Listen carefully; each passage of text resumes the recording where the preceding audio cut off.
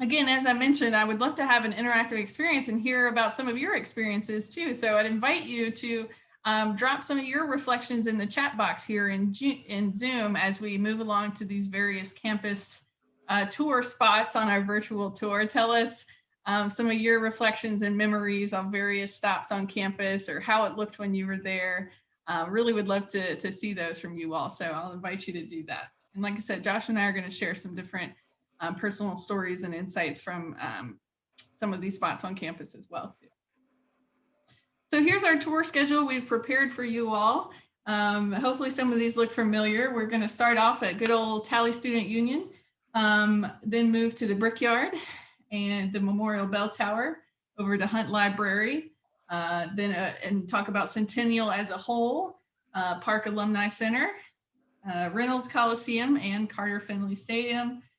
Finishing up, going back to can't do a tour without visiting Holiday Hall, of course, and also a new stop, the Creamery. Josh will be covering some of these spots at the end of the hall, and of course, one of the more recent big time changes to campus. We will note the dissolution, shall we call it, of the old Harrelson Hall. When may it rest in peace. So we'll reflect on that. I meant to look up the date of when it was built. So someone in the chat tell me, was it around when y'all were students? I'm assuming it was. Okay, I'm seeing some head nods. So you might have some maybe fond or not so fond memories of Harrelson. You know, the pie-shaped classrooms were quite creative, but maybe not always effective. You know, it's very easy to get lost in there, it seems sometimes, if I'm in the right class. Infamous building, wasn't it? So yeah, we'll be sticking mostly on Central and Centennial Campus. But of course, we all know NC State spans all over the state, really, when you think about it. But that's where we'll be focusing most today. I'm also going to be including some links that if we're able to share the PowerPoint afterwards, if y'all want to do some studying up and reviewing and learning about some of the modern take on these various stops, that you're welcome to click around to some of those resources. So with that, we'll start again, like I said, at Tally Student Union. Let me just make sure my chat is up here. Oops. Okay, good. Thanks for checking in, Josh. So with Tally Student Union, I understand it opened just a year or two after you all would have graduated. So maybe you were able to pop in throughout the years. And of course, now it looks very different. So completed in 1972 and named after Vice Chancellor, Student Affairs Emeritus Banks C. Tally Jr., another legend on campus. It's fun to now note all the renovations that were done in 2015, vastly expanding the building and adding a number of new features, and really solidifying Tally's place as the heart of campus, including a bookstore, restaurants, lots of meeting spaces, Stewart Theater, really important place as the heart of campus, and including this fun technology tower that you'll see here in the video, and you've probably seen around campus photos of that fun structure there on that one corner that kind of beckons you from various corners of the campus there. Drop in the chat and tell us if you've been able to visit the new Tally since it opened. It's such an important place for students, faculty and staff, but also for, members of the Raleigh and beyond community who stop in. Most recently, it's been a center for vaccine. I got my vaccine right there in Tally Student Center, or we called it Tally Student Center in my day, but now we call it Tally Student Union. And so some of my experiences here, I went up and looked up a photo of how it looked when it opened. So maybe if you were able to swing by campus after you graduated, you would have seen this version of Tally, right? And so to the right here is a photo of how Tally looked when I was a student, when they made after they made the addition there that used to house Gregg Museum of Art and Design. So I still had that iconic, 60s block square design. And so it's interesting to mark the evolution of Tally throughout the years. Yeah, Peggy, I love that giant wolf. That's such a cool kind of structural piece they added across multiple floors of that lobby in the new Tally. It was also the place that once it opened right there in 2015 was when I was graduating from my master's program. So we got to attend our graduation ceremony for our department right there in the new ballroom. So that was a really cool experience, seeing those fun circular red and white lights there in the ballroom. They seemed very glitzy. Um, and also, I remember as an undergrad being able to sit on this, I think it was called the Student Center's Board of Directors for Students or something like that. And so we got to sit in on the presentations by the various architecture firms who were vying to be the designers of the new tally, including the presentation by Duda Payne, the winning firm. So that was a really interesting experience. I graduated from undergrad in 2010 as they were determining plans for that tally renovation. So yeah, you know, we can't start this tour off without an early mention of Howlin' Cow ice cream. We will be revisiting some Howlin' Cow once we stop in at the Creamery stop with Josh later. So it is good to get a taste of that when you're in Tally too, but can't forget that. So I do have a link in here in case you want to go do the cool virtual tour digitally here. And again, I think they'll be able to share this PowerPoint with you all. And so it's kind of fun to do the Zoom digital look around tally here that you can do on this website. And so if you haven't been able to visit in person, that might be a fun thing to do one day. All right, moving away from Tally into the Brickyard, another iconic part of campus here, so beloved by many of us. Let's see, we know that the Brickyard was completed in 1968. So let's see, that might have been during your time there. So I'd be curious to hear if you have any insights on that in chat, seeing that completed or how it looked before it was completed. Let me play our little visuals here. I liked this phrase used in some of the materials about the Brickyard. It's the place where NC State community has crisscrossed, congregated, and celebrated for decades. Love that. Home for many outdoor student fairs and events, completed in 1968. And again, the former home of Harrelson Hall, the good old days. Made of more than 500,000 bricks donated by the North Carolina Bricklayers Association, and conceived by one of our own grads from the College of Design, Richard C. Bell. Really such a cool, iconic design with those flesh shape plus the block S. So definitely a special place for a lot of us on the call, I know. Happened overnight and was removed next day by maintenance, finally left after about 3 days. Man, I bet y'all have some really good stories. That one does sound intriguing. Oh gosh, has anybody slipped on the Brickyard? I know I certainly have done that. And when you see ladies walking in heels on a rainy day, you had to say a prayer for them, because we've all been there slipping around on those bricks. Oh man. So let's see, a student experience in the last few decades might have looked something like this for the famous Shackathon event, right? Where different student organizations will set up their homemade shacks and post up on the Brickyard for a full week to raise support for their various organizations. So you'll have students staying in their shacks. The goal is to do 24/7 for that whole week. I never actually spent a night out in a shack. I have to admit, Josh might be able to tell me that he's done that experience.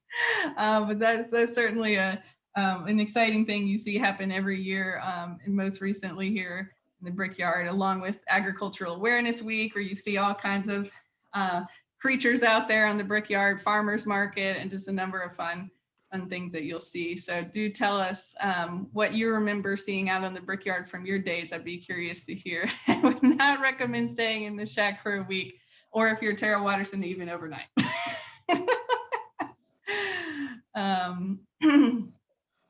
So that was definitely an important stop on the tour here.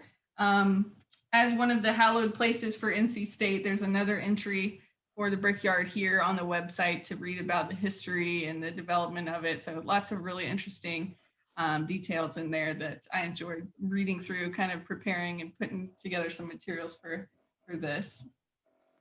All right, so moving past the Brickyard over to the Memorial Bell Tower, the iconic, top image of NC State, if you had to pick one, right? So super important to all of our concept of NC State, I think, and how we present ourselves. It's in my Zoom background here. It's, it's been a part of the various campaigns. I know that I think the campaign before ours, the Achieve campaign, included like a bell tower in the logo, didn't it, Josh? Yeah. So it's just such an important part of our concept. Originally built as a tribute to the 34 alumni from World War I who passed away in the war. And so it's now lighted for holidays, honoring veterans, and after big athletic wins. I know it as the starting line also for the Krispy Kreme Challenge in past years, and it's always good to see that on the challenge. And we also have seen in recent weeks with the students graduating that class rings spend the night in the bell tower before the ceremony. So that's such a special ceremony, I know, for graduating students who are receiving their class ring. Maybe some of you all had a class ring that spent the night in the bell tower. And the most exciting news, I know it's on your schedule for tomorrow, is that you may know that the bell tower went bell-less for so many decades. And so thanks to a gift from Bill and Frances Henry, who are alums, or Bill is, it's been renovated and will be dedicated tomorrow, rededicated as the Memorial Bell Tower at Henry Square. So I'm excited to be tuning into the online virtual event tomorrow to see that. So maybe I'll see you all in the crowd, the virtual crowd at least, to see that rededication. Really, really looking forward to that.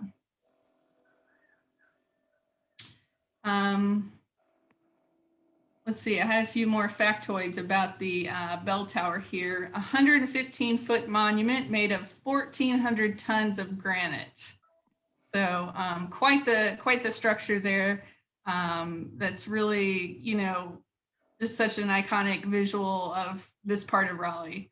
Cornerstone being laid in 1921. It took so many years, right, given the Great Depression and World War II, for it finally to be finished in 1937. So I love the little detail that it was actually conceived, the idea conceived by a student in 1907, which led to a planning committee, go ahead and following through and commissioning some designs. So really neat to think back how they were able to have that idea and, generated by students and see that through over the decades, all the way into today when we're finally having bells in it and having it rededicated. So what an inspiration of how you can impact your university and your community by seeing a way to pay tribute and building that over the years.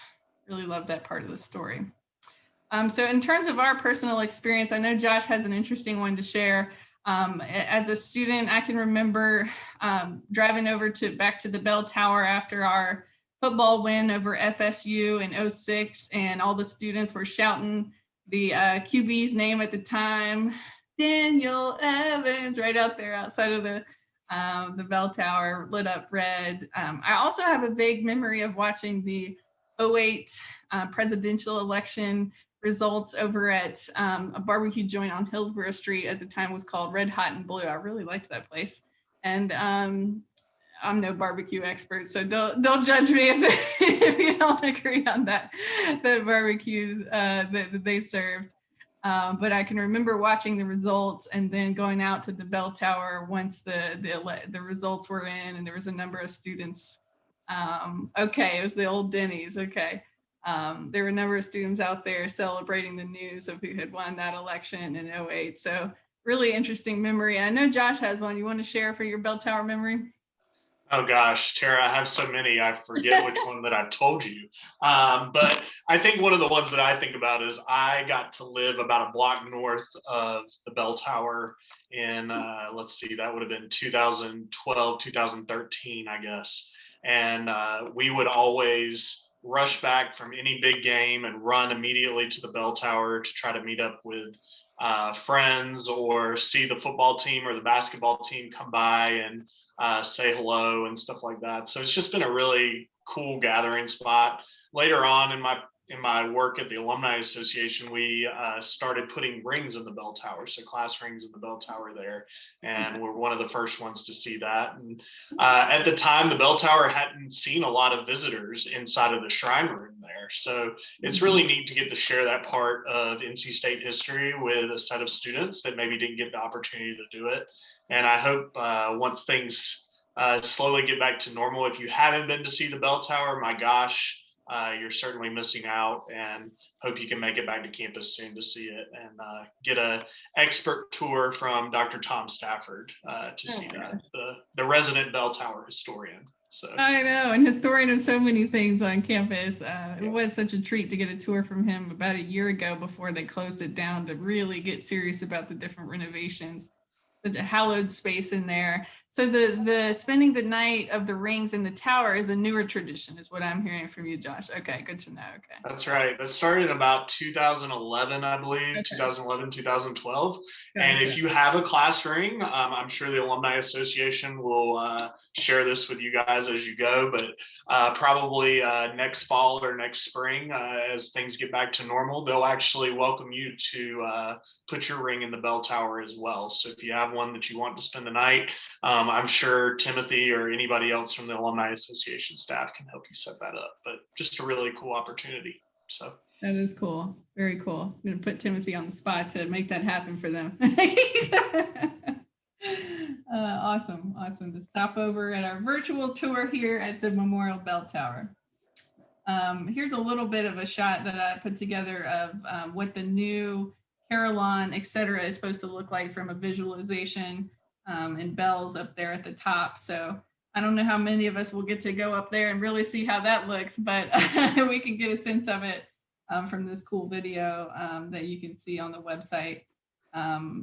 That was a visualization for the renovation there. So another resource to check out there. Okay, so moving over to Centennial Campus, to one of my favorite spots on campus, to Hunt Library, a quote library of the future, named for former NC Governor Jim Hunt. So if you live in the Raleigh Triangle area, you might have been to an event there, or you might have stopped over just to check out this very cool building, which has won a number of national and international awards for libraries and architecture and whatnot. Such a cool spot. Real emphasis here on innovative technology and collaboration for students, faculty, research purposes, etc. And it's always fun. Here you can see the students there in that shot playing with the BookBot. So this is a shot here of the automated book retrieval system, also known as the BookBot, the book robot for long, perhaps. And so the fun thing is when you go to check out the building, which is open to the public and at least in Monday through Friday, 8 to 5 hour, I know, you can go actually try out the BookBot yourself by looking up a book, and it'll do a little demonstration of the robot moving along to go retrieve those books. So really cool example of use of technology to promote efficiency in storing books. They're able to store so many more books due to that level of efficiency, but also reserve a number of the square footage there in the library for meeting and collaboration space, which is really cool. Home to the Institute of Emerging Issues and a number of other centers and groups there on campus. The exterior of the building, as you've probably seen in photos, is just so distinct and interesting, and was actually, I found in some materials, inspired by an 1800s textile loom. And it incorporates, called the curtain wall, and it incorporates angles to create some shade for the building as well from the sun. It's also iconic for the number of very distinct, colorful chairs throughout the library that students can go nap in or, collaborate and meet up in. So over 80 different chairs. At one point, there was actually a blog covering all the different types of chairs in Hunt Library, and nerds like me really enjoy funny things like that. So such a special and fascinating, piece of technology as a building. for our campus here. And so I really encourage you, among other things, to stop in when next time you're in Raleigh, if you don't live here, to check it out there on Centennial Campus. A really special place. In terms of my experience, I had just opened as I was finishing up my master's, if I'm remembering the timing correctly. I think it opened actually in 2013. And I found it to be an incredibly inspiring place to work on my thesis, although my photography work here on my little Instagram post, I can't say was very inspired or talented, but I found it to be a very inspiring space to finish up my master's thesis and, get in the studious spirit among the other students collaborating and working there. So maybe you've attended conferences or other events there at Hunt Library. I've been to a number of other things there. And guess what? You can always, from what I understand, get your craving taken care of for Howlin' Cow ice cream there. I know they used to serve it on the bottom level. I think they're still doing that. So important detail to keep in mind. I do have a link as well to a fun video tour that was made by our Wolf TV folks back in 2013. And you could watch a full tour of the entire building. It's like a 45-minute long tour, so kind of interesting. And there's the oral histories page on the library's website that goes into depth, and as well as got a link here to the Chairs of Hunt Library blog, which is kind of a riot. So that's our stop at Hunt Library. And from there, I want to zoom out and invite Josh to tell us a little bit about Centennial Campus as a whole, as it's evolved since you all graduated. Yeah. Well, thanks, Tara. I think that was a great overview to start with of some of those really cool spots on campus. Hunt Library opened in the spring of my senior year at NC State. So it was a really great place to study for those last 4 to 5 months of college, and everything was so new and fresh compared to DH Hill Library. So it was really nice to be in Hunt for that spring. So the next thing we're going to move through is Centennial Campus. So much of this was probably not in place when you graduated from NC State, but the land obviously was there. It was a part of the Dorothea Dix hospital campus there. A lot of farm space is my understanding of the history that I've read. And in, I believe it was 1989 or 1990, Governor Hunt actually transferred the land from the state of North Carolina to NC State, the university, in order for us to make a research park here.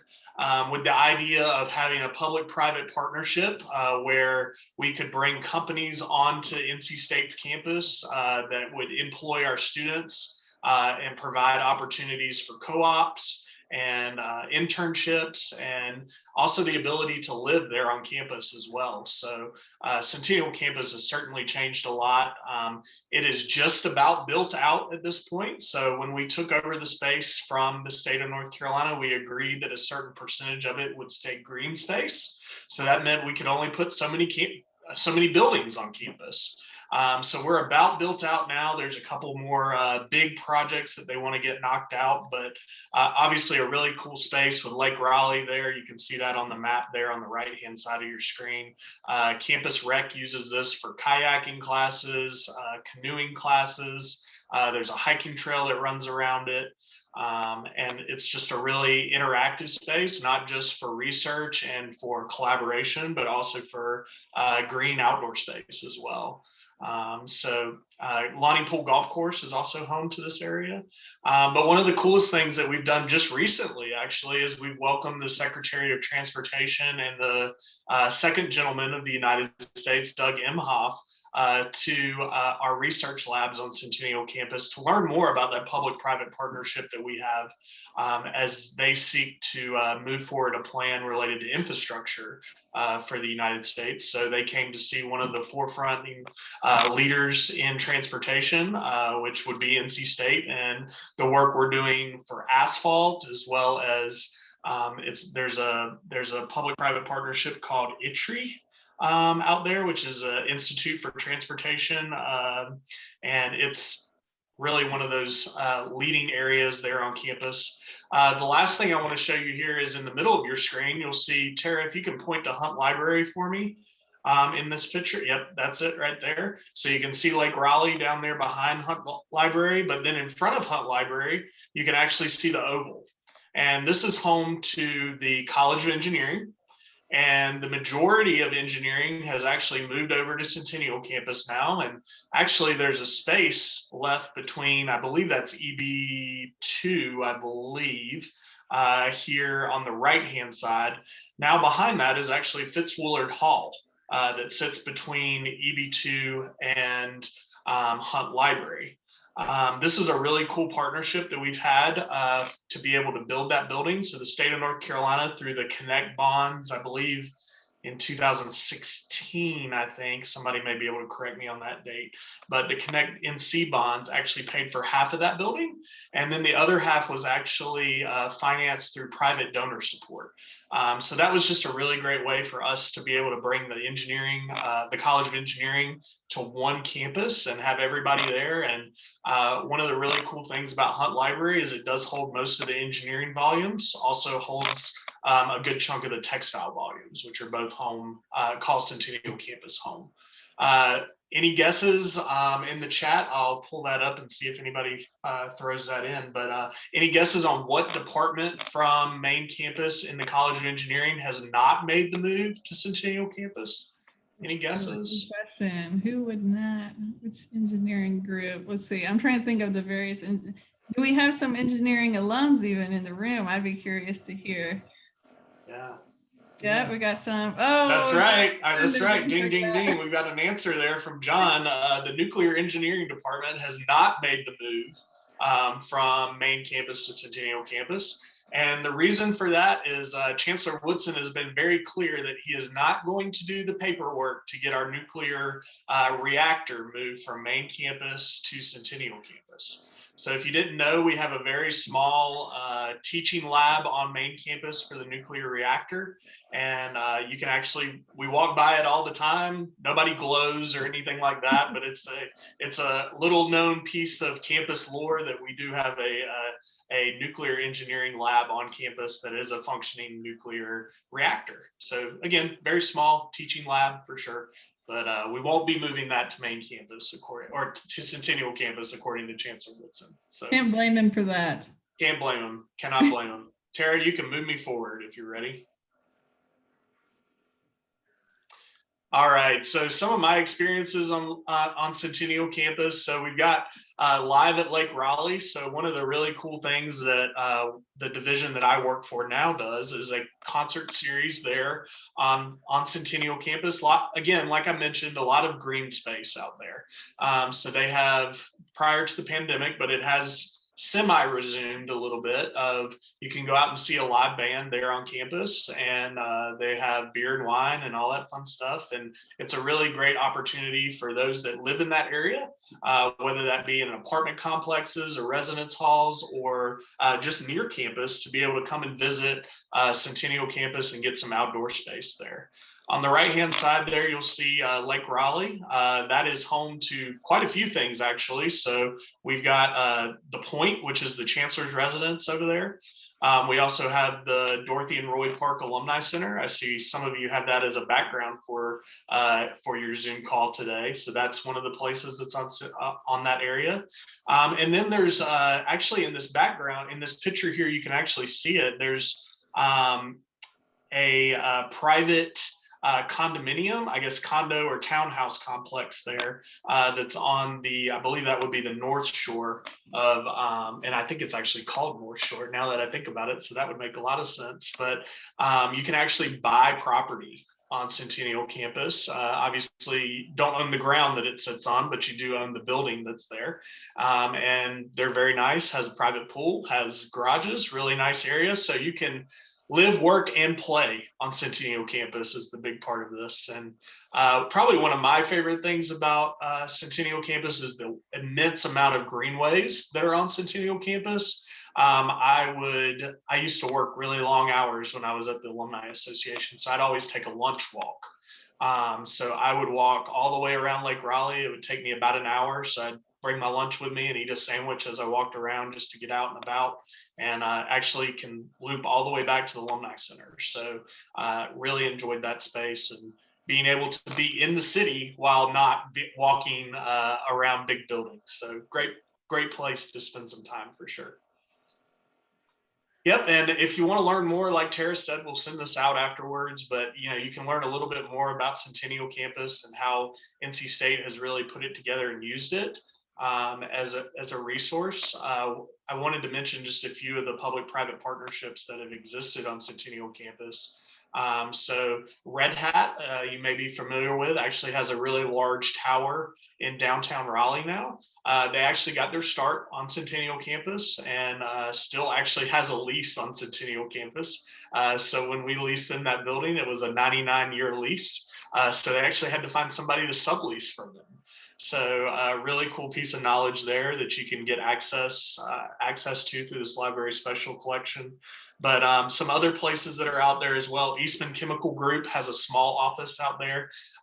They are a part of a group that actually makes a deck board that I'm very familiar with. So as you're decking a beach house or something similar, they make and I'm going to butcher this for the chemical engineers out there. I'm a political science major, so I apologize in advance. It's not a wood board. It's actually made from some kind of plastic polymer, is my understanding. And it's so that the board will not rot in any particular situation. So Eastman Chemical is actually the leader in that space. But another cool thing that I think I want to mention about the College of Textiles is they have a space out there where they research. It's called the Institute for Nonwovens, I believe is what it's called, and it focuses on nonwovens and kind of is a transformation of the textile business in North Carolina. And they have a guy out there, they call him Pyroman. And they actually put firefighter turnout gear on this dummy, and they actually torch him on a regular basis to test the viability of firefighter turnout gear to make sure that it's protecting firefighters efficiently. So they look at things like how hot it gets in there, how much it shields them, if there was a large explosion, would it protect those firemen? So those are some of the really important things that NC State is doing on a daily basis to make sure that our public service workers are protected. Another really last cool thing that I was actually reading about today related to graduation is the Institute for Nonwovens is actually putting together a special mask that we'll actually be using at graduation tomorrow and Saturday. It's a red dyed mask that we actually created here on Centennial Campus, and it will be used for graduation tomorrow before they put it out to a wider market. So just really neat to be able to hear all about those different ways we put those things together. So I love the NC State hat there in the camera. That's awesome. All right, Tara, let's move us forward so I don't get us behind here. So hopefully you guys are familiar with this building. This is the Park Alumni Center for short, or the PAC as we called it when I was there, but named for Dorothy and Roy Park. It opened in 2006 on the South Shore of Lake Raleigh.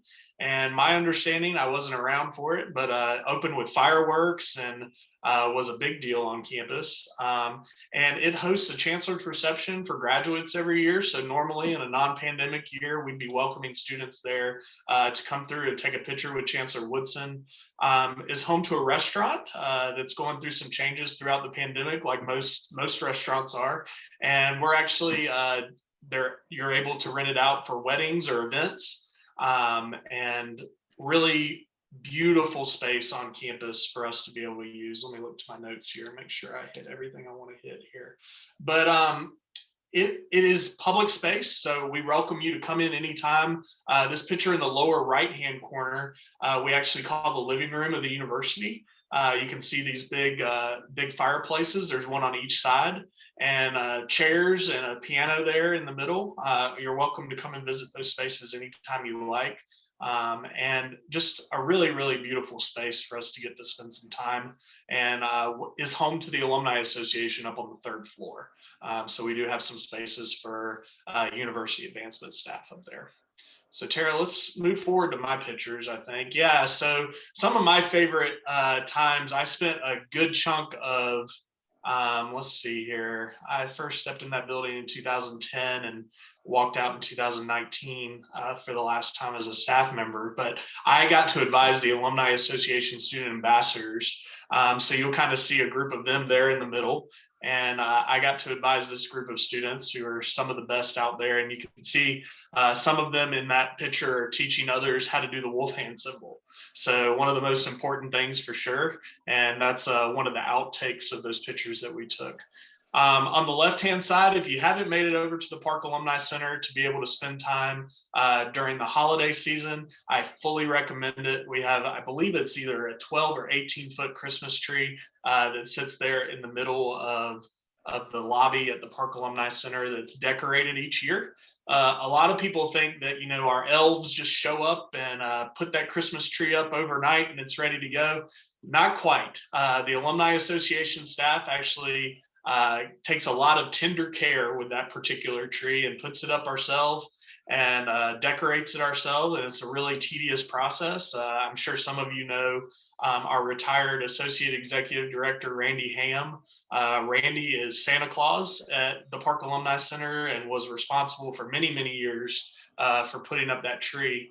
I was one of the younger staff members at the time, so I always got sent up the large ladder to put the nice pretty bow up there up top and decorate the top of that and put the lights up top. A lot of folks ask, Josh, is that a pre-lit tree? No, it is not. We string that tree by hand. So if you guys know how your little 6-foot tree is in your living room, you know that trying to string an 18-foot tree is a lot more challenging, but always some good stories for sure, and a great way to kick off my holiday season for sure. The last one I want to talk about is over here on the right side. Sorry, Tara, I want to go back one more. This picture here on the right, my students said I look like this alumni that's sitting in this picture, and I cannot remember his name for the life of me. His first name is Tad. I believe it's Tad Williams, I believe it is. And I believe he's like the class of 51, somewhere in that ballpark. And I happened to be leaning on this chair. I wasn't quite bald in this picture, so that was good, but they said I looked a lot like Tad Williams. So great picture there and a good memory for sure. All right, Tara, let's move on to the old barn. So I'm sure most of you guys are familiar with Reynolds Coliseum, opened in 1949 and then went through a little renovation in 2015, 2016, $35 million worth of renovation. And it is home to NC State's athletics Walk of Fame and history. So a really cool space if you guys have not made it back over there since it's reopened. The court is a little bit smaller now than it was. Sits about 5,500 people on that court now. A really, really fun space to watch a basketball game. Obviously, our Wolfpack women still play in Reynolds Coliseum, their regular season games in that building, and even the men get a game or two in a couple times a season in there. So really cool place to watch, but also is home to volleyball. Our rifle team still is there, wrestling, gymnastics, and our RTC units are all meeting in Reynolds Coliseum now and all have renovated spaces. So it's a really great place to spend some time and reflect on NC State's athletics history. Obviously, you all know very well what great folks have walked through that building. The court has been named for Kay Yao, and the arena, so the seating bowl, has been named for Jim Valvano, two iconic NC State coaches. But Reynolds Coliseum is also surrounded by what we call Coach's Corner, which is home to statues for Everett Case, Jim Valvano, Norm Sloan, and Kay Yao. All four of them surround what would be the right-hand side of Reynolds Coliseum as you look at this picture. And just a really great space to reflect. My favorite thing about the Coach's Corner project is Jimmy V has actually got his hands up in the air holding a piece of the net from the '83 National Championship and looking for somebody to hug. So you can actually go up to Coach V and give him a hug and really just kind of reflect on on NC State's athletic history. But some of the cool things here, you guys may know John F. Kennedy came to this building. I know our alumni director, Benny Suggs, likes to talk about seeing the Rolling Stones before they were a big deal in Reynolds Coliseum. What a show that must have been. Dr. King spoke there. Elton John sang there. Ronald Reagan was there, Barack Obama. I saw Michelle Obama. I saw Hillary Clinton. So many folks in that building that we had the privilege to listen to and learn from. And Reynolds Coliseum has turned into a building that NC State uses for convocation. Also is used for various events throughout the year, whether that be the governor's ball or so many other things that come in and out of that building. Here's the best part about Reynolds Coliseum for me. It is now air conditioned. So if you haven't been in Reynolds Coliseum with a little air conditioning, it is a game changer. That is for sure. I graduated from high school in Reynolds Coliseum. It had no air conditioning. So there was nothing worse than a long sleeve dress shirt and long pants underneath a graduation gown inside of Reynolds Coliseum. So highly recommend the air conditioning. All right, Tara, let's move on here. So just, we'll back up just a second, Tara, and I'll talk about these two photos. So inside here, you see the Walk of Fame here, and it talks a little bit about the different athletic achievements that we've had across all sports. Some that immediately come to mind there, right across there, is our Olympic champions. I think of Cullen Jones in swimming. There's quite a few others that have participated. I know Kay Yao helped coach the women's basketball team in the Olympics as well. So just lots of history there. And this wolf is a really cool space as well, because you can't see it here, but there's actually a wolf at the bottom of this stair set here on the first floor, and it looks like the wolf is running upstairs to the second floor. And as you go by this wolf, it howls and is a really neat interactive piece to this. On the left-hand side there, you actually see the wolf's eyes. So this is kind of iconic for our athletic facilities on campus. You see these wolf's eyes. It's supposed to really, intimidate our rivals as they come in to play us. So we've got those everywhere now, and that was an addition that we got added in. So I see somebody mentioned Friends of the College was a great series. Yes, it was. I looked at some of those lists of those who participated in Friends of the College. And I wish we still had a program similar to that would bring some of those big emerging names to campus. I hope we can revive that maybe post-pandemic. So really cool. All right, Tara, let's see. We can't, Tom Stafford, what an iconic individual on our campus for sure. Tom Stafford, he retired I believe in 2011 or 2012, I believe. And took it as his unofficial duty to be the resident tour guide across campus. For those that don't know, Dr. Stafford is our emeritus vice chancellor for student affairs, but obviously was around NC State for almost 40 years, is my understanding. Knows all the secrets of NC State. So anything that you can remember, I'm sure he does too, and might even have an alternative story for you on why that happened or what happened or things like that. So fully recommend you checking out this virtual tour with Dr. Stafford, but hopefully we can get you guys back to campus soon so that you can spend some time one-on-one with Dr. Stafford. It's a really neat time. All right, Carter Finley Stadium opened in 1966. I think you guys were some of the first students to be able to spend some time in Carter Finley Stadium. I think I saw Daryl Dale on the call. I know Daryl Dale is a charter member of the Carter Finley Stadium seating group, and has always talked to me about how many games he hasn't missed. I know Daryl is very proud of his in-stadium record of attending games. So Carter Finley Stadium opened in 1966, designed by the late Charles Kahn. Mr. Kahn actually just passed away within the last month, I think, Tara, is that right? And they ran a big article about him in the newspaper and all the wonderful things he did around Raleigh. One of the things I was reading in the newspaper is this is really one of the only stadiums he designed, but felt like he wanted to be a part of it because of how much he loved NC State and how much he loved Raleigh. And so you'll see that Carter Finley Stadium is not a lot like some of the other facilities in the area. I think about Chapel Hill's stadium. I believe it's Keenan Memorial Stadium in Chapel Hill. He was really one of the ones that decided that the concourses were going to be wider.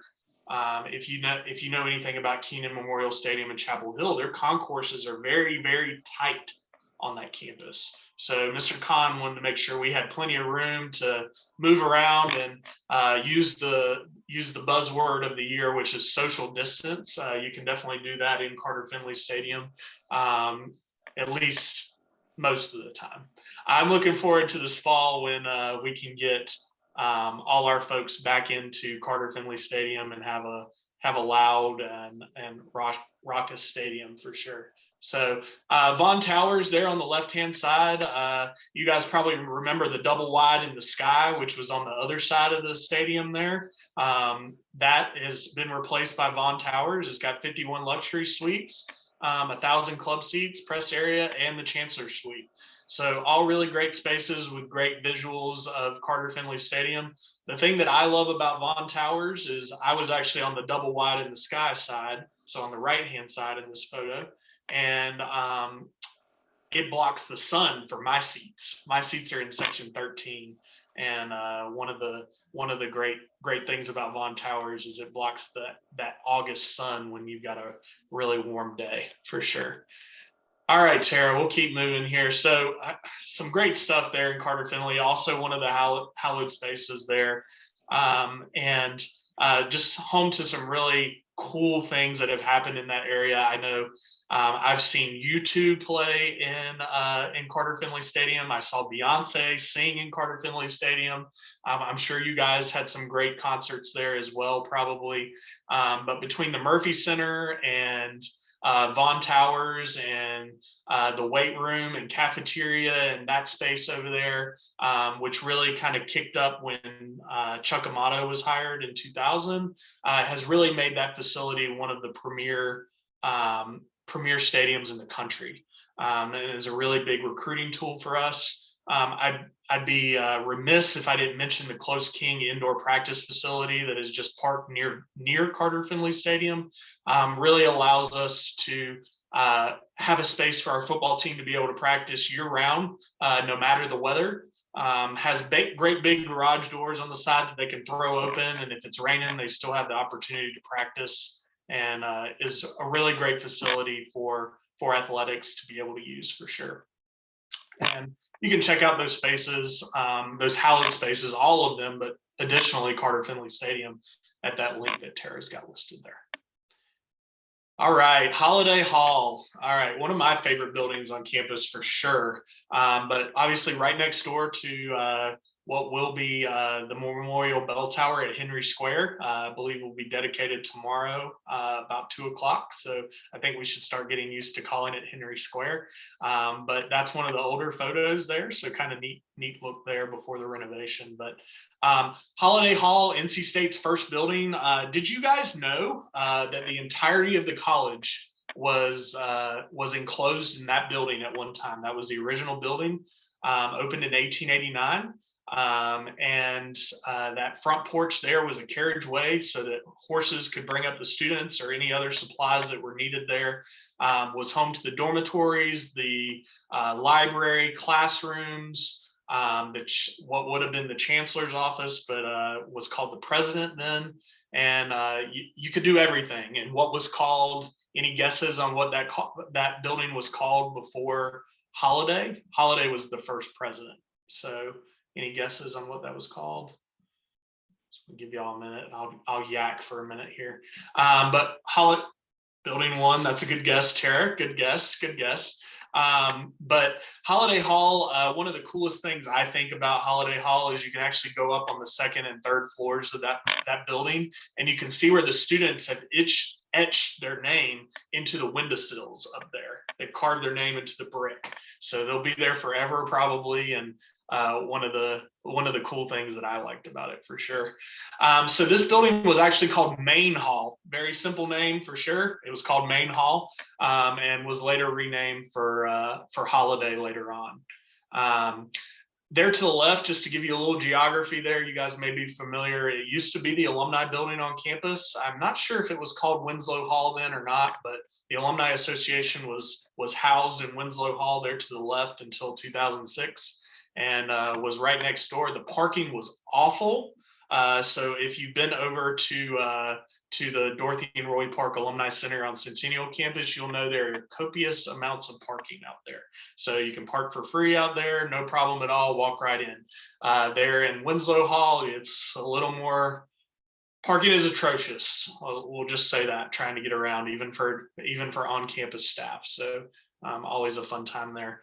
Last thing there, down in the bottom right-hand corner, you got another picture of Holiday Hall. It had ivy growing all over it. That building has been since renovated and restored, has air conditioning in it, still has the big bank vault down in the bottom of Holiday Hall, and what they call the garden level of Holiday Hall. I personally believe it's haunted. I've spent some late nights in Holiday Hall, and I think some old chancellors of past still roam those halls occasionally, fussing at staff probably, but a really cool building nonetheless. And Tara, let's move us forward. I'll talk about some of my memories in Holiday. So I spent most of my junior and senior year working for our director of federal relations, which, to make a long story short, he's our federal lobbyist on Capitol Hill.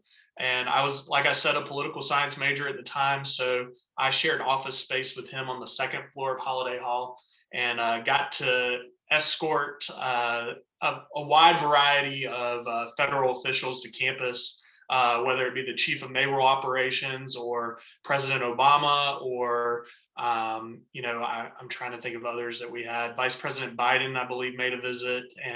But one of the things I was responsible for doing was writing federal updates every day for campus. And a lot of this had to do with research that was going on campus, and how things that were moving through Congress would affect campus. So you can see one of my last federal updates before I left my job there down at the bottom was talking about the Farm Bill.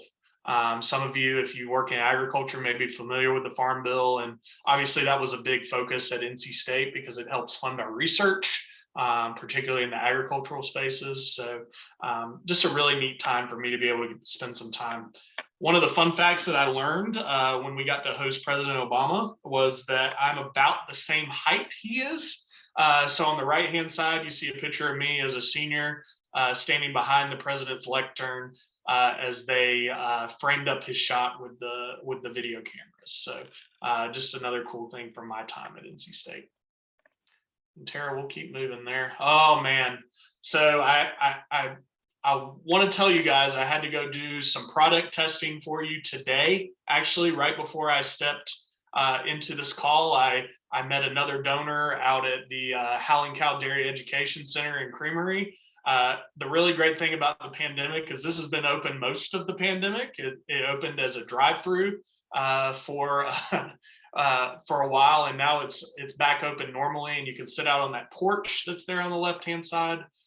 This facility is located, guys, off of Lake Wheeler Road in our farm spaces. So if any of you are familiar with Yates Mill Pond off of Lake Wheeler Road, it's across the street from Lake Wheeler Road.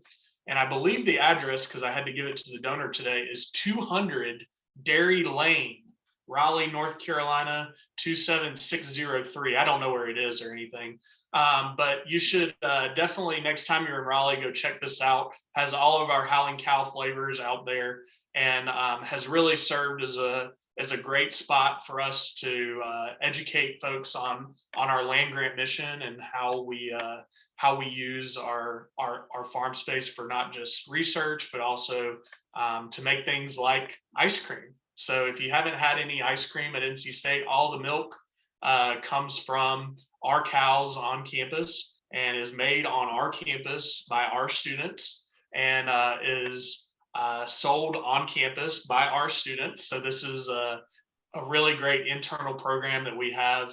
And you can find Howling Cow ice cream in some parts of North Carolina in Harris Teeter stores. So you can get you some Howling Cow ice cream. The only thing I'll say, they use our recipe but not our milk.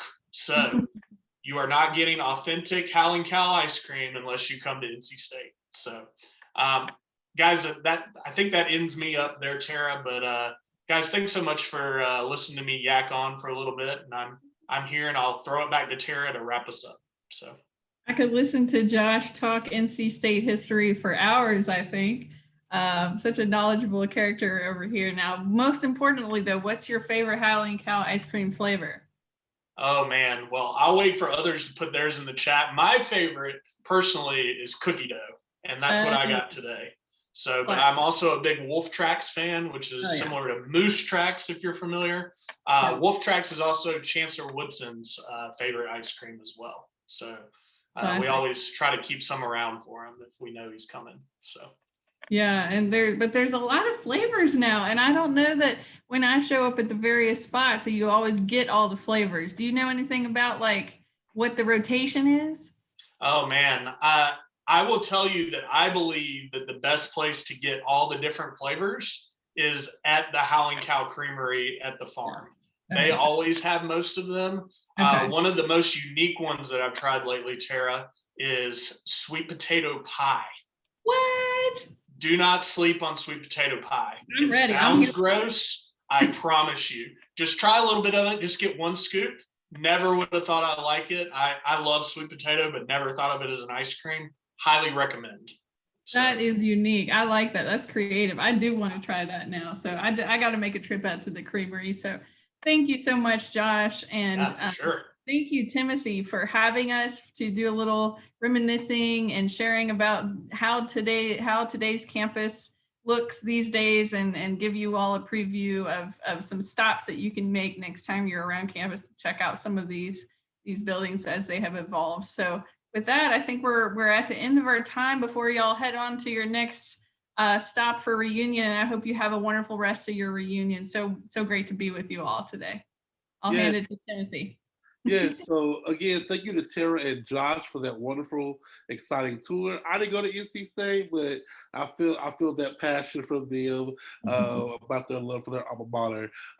Again, thank you all for joining us. We will see you tomorrow starting at 10 a.m. with your classes without quizzes if you sign up for that. And we will continue this reunion on tomorrow. Again, thank you all so much, and we'll see you soon. As always, go Pack.